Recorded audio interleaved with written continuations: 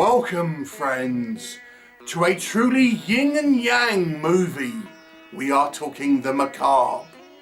This movie has, in the most part, some fantastic creative and inventive writing, but coupled, for the most part, with some pretty piss-poor visuals, thus bringing you The Macabre. This one directed by Eric Mathis. So, let me put this another way. If this movie was a blind date, you know, you were meeting this movie as a person and it was a blind date at a restaurant, they would turn up and you think, oof, the presentation is somewhat off. You can see what they were trying to do. The basics might be there, if a little bit askew, but you're thinking, oof, that's a little bit kind of rough looking. However, once you kind of sit down, for the most part, outside of a few fluffs here and there, you find this person to be truly interesting and be surprising and have a lot to say. And that is this movie. We are talking The Macabre, a kind of anthology movie. Now, let me explain the plot here. And I have to say, this one has got some really great ideas. Now, we focus on this girl called Molly, who is, we are meant to believe, this shy, retiring girl who is getting bullied, yet she totally looks like she'd be the sort. And anyway, it's her birthday coming up, and although she is 100% shy, you know, retiring girl next door type, she comes from a very wealthy background. And she kind of invites a bunch of people to her birthday party, where her father has hired kind of a world famous kind of hypnotist, a magician type. And ultimately she invites her kind of four main bullies to this party. And they're the only ones that sort of turn up. And whilst they're at this party, this magician kind of puts Molly, who is again this kind of very kind of like shy, mousy kind of girl next door type who's constantly getting bullied for the way she looks.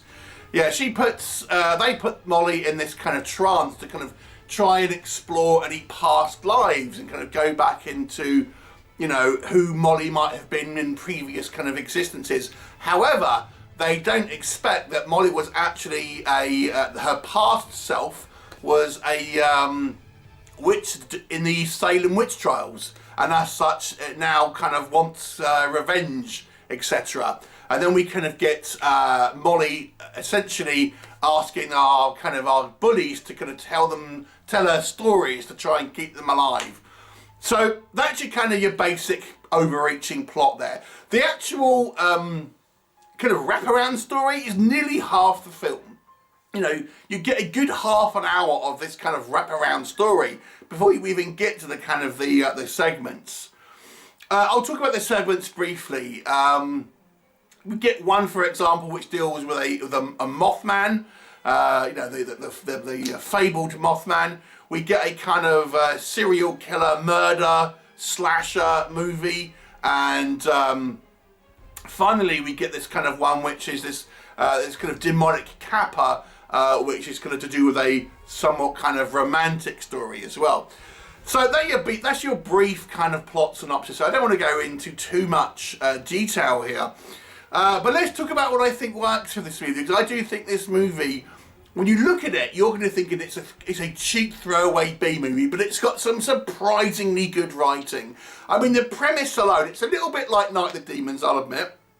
But I thought it was an absolutely amazing kind of idea for, you know, someone to kind of look at their kind of past reincarnated lives, and then one happened to be a kind of a witch that obviously is now able to kind of take control. I thought it was a brilliant setup. I thought it was absolutely brilliant. But that's not the only thing. I thought this movie was actually very, very smart in setting up some interesting twists. All but one of them work, I would say. I won't say which one, but there's one twist where I thought, nah, that doesn't really fly. But anyway, the rest of them, and this is included in the little segments there, are all really, I've got to say, really impressive.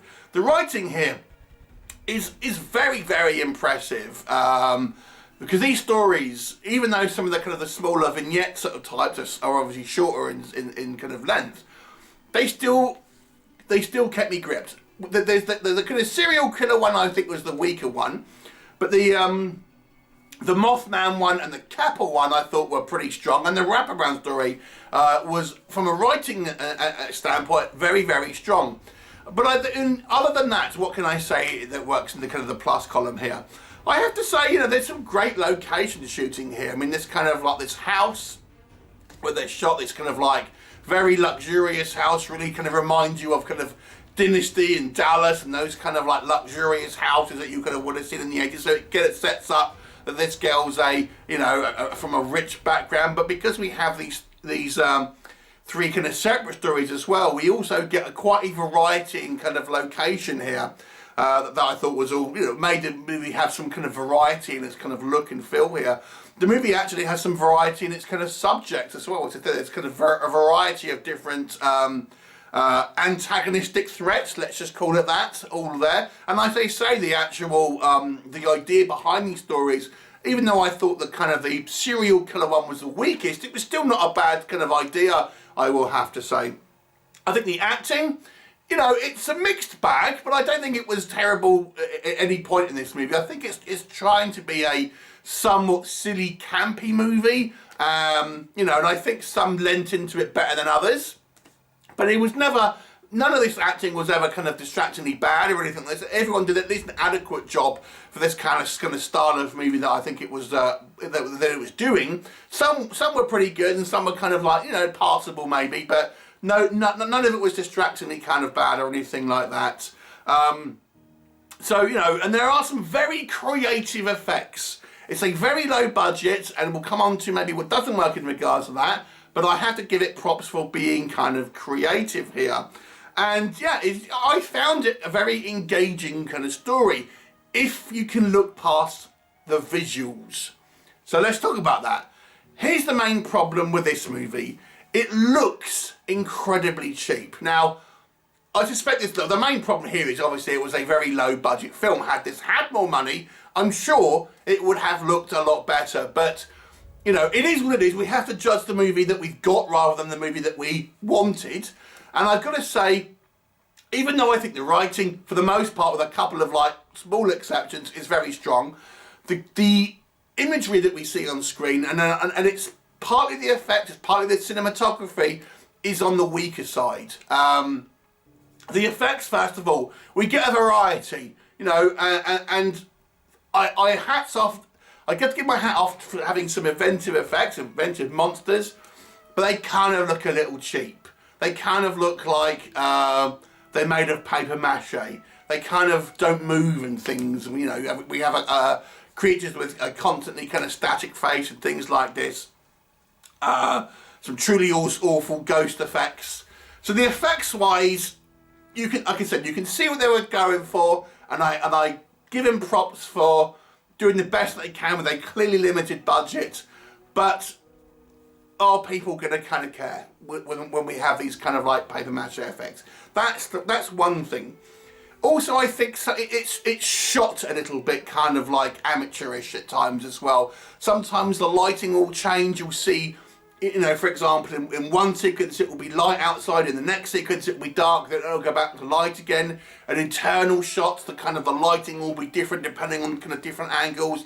There are some audio issues where it feels like the microphone isn't picking up certain actors who are kind of further away from the kind of the boom mic and things like that. So there are some technical issues here that I feel are really kind of hamper the movie on an aesthetic level. You know, like I said, I do appreciate the kind of the variety in kind of effects and location shooting here, and there are some sequences that I think, you know, are better. But for the most part, the actual aesthetics of this movie are its weakest kind of point. So, you know, it becomes a movie. Could you look past the aesthetics and enjoy a thoughtful, well-told story? For the most part, as I said, it's not perfect in that. There's one of the anthology sections I thought was a little weaker, and there's there's a lot of kind of surprises, a lot of twists, and I think they all work bar one. And I won't tell you which one that is, otherwise it will kind of spoil it and you'll be waiting for it. But yeah, so the writing is, I would say, 90% good. 10% kind of like needs some work, and the effect is kind of the opposite, and that's why I kind of say like a yin and yang movie. But I think if you are a B-movie fan, and if you're watching this review on this channel, one would assume that you're at least open to the idea. I would suggest having a look at this movie, because if you can kind of maybe look past the visuals and just go along for the ride, it's a very, very inventive movie. I have to say, I was so impressed with this. Because I think it was, wow, it's just such a well thought out film in regards to some of its story ideas, but it's presented not like as a kind of elevated horror. It presents like a B movie. It presents like a schlocky version of Night of the Demons, as I've kind of mentioned, but just filled with some really kind of like clever, storytelling ultimately. So I will give this a 6 out of 10. I'll give it a slightly above average score, because I do feel, it's an interesting film to watch. You'll be engaged if you can kind of get past some of the hokey kind of visuals. So it's a 6 out of 10 for me. Have you seen it? What did you think of it? Leave me a comment, and I'll look forward to seeing you next time. Bye for now.